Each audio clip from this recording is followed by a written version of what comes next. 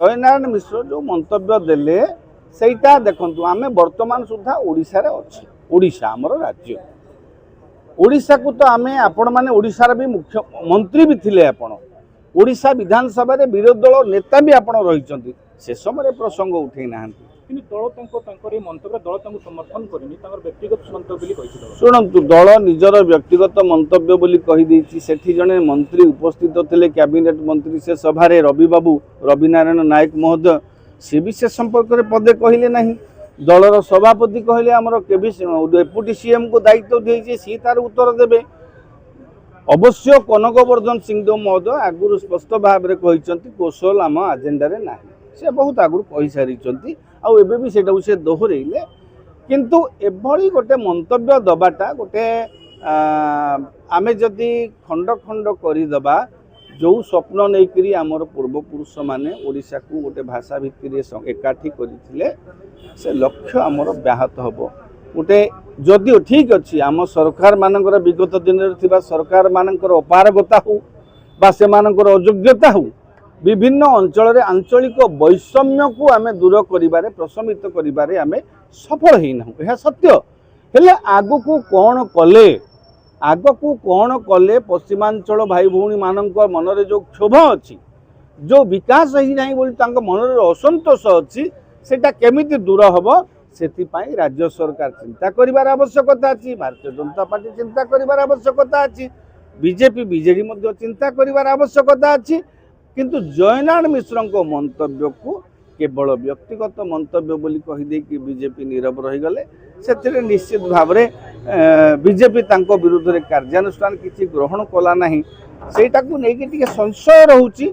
अवश्य सेटा तांकर आभ्यंतरण व्यापार आमे से संपर्क कौन मत देवार अधिकार ना। देखो जयनारायण मिश्र जो अभिज्ञ नेता पूर्वतन विरोधी दल नेता दलर जने पूर्वतन मंत्री अभिज्ञता तांकर अच्छी अनुभूति भी अच्छी।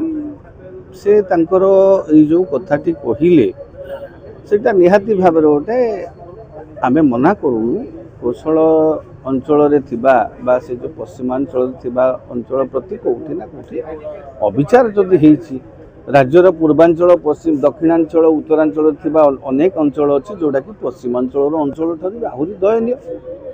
तेणु सबू अंचल जदि आमे वर्तमान विभाजन करवा आमे कहबा आमर गोटे उत्तरांचल हबो आमर गोटे दक्षिणांचल हबो आमर गोटे कौशल हबो आमर गोटे उत्कल हबो एमिति हवा द्वारा कौन होउछि देखंतु देश एटा गोटे देश मु सेमानंकर भावना को असम्मान करू नाही।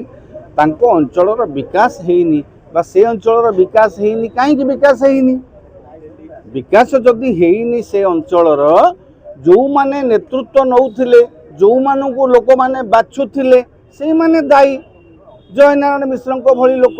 सेठू देखंतु विरोधी दल नेता जयनारायण मिश्र थिले ता पूर्व विरोधी दल नेता प्रदीप्त नायक थिले ता पूर्व विरोधी दल नेता नरसिंह मिश्र थिले ता पूर्व विरोधी दल उपनेता नरसिंह मिश्र थिले ता पूर्व अनेक से समय मध्य केबी सिंहदेव मंत्री थिले नवीन बाबू समय 9 वर्ष पश्चिम ओडिशा रु जयनारायण मिश्र भी मंत्री थिले। तो समस्ते मंत्री थिले वरिष्ठ नेता काहू काहू नेता नरसिंह मिश्र बालगोपाल मिश्र जयनारायण मिश्र कांग्रेस भी बहु वरिष्ठ नेता अच्छा से अंचलर। तो बहु वरिष्ठ नेता अच्छा थी अंचलर विकास हो पारुनी स्वतंत्र भाव तो पश्चिम ओडिशा विकास परिषद गोटे अंचलर विकास पाई हाँ ठीक अच्छे से कार्यक्रम टी आपण मानकर नेता मानक भितर सहमति ठिकणा भाव में हो पारानी बोली भुवनेश्वर चली सेटा सत। किंतु पश्चिम ओडिशा विकास पाई सरकार तरफ तो अर्थ दि जाउची जदि पर्याप्त होउनी तेले आपनको नेता माने करूछंती कोन से पश्चिमांचल जो नेता माने पार्टी करूछंती कहउछंती सिमाने निजे राज्य सरकार को मोर अंचलर विकास पाई एतिकिटा प्रोजेक्ट दरकार मते दबा को पड़िबो डिमांड करके आपण नियंतु। राज्य सरकार तो केबे भी काहा को बाछ विचार करिवे नहीं। आपण माने प्रकल्प देबे आपण मानको जिला स्तर रु प्रकल्प आसीबो पश्चिम ओडिशा विकास परिषद माध्यम रे आपण प्रकल्प नेबे जदि से अंचलर विकास जो जो जगार हो पारि नाही मु कहिबी पश्चिमांचल भाई भौणी मानक प्रति मु संपूर्ण भाव में सहमत से अंचल विकास हबार आवश्यकता अच्छी हेले काहेकि हो पारिनी पश्चिम ओडिशार भाई भौणी माने से नेता मानक भी पचारिबार आवश्यकता अच्छी। କିନ୍ତୁ ବିକାଶର ନାଁ ଦେଇକିରି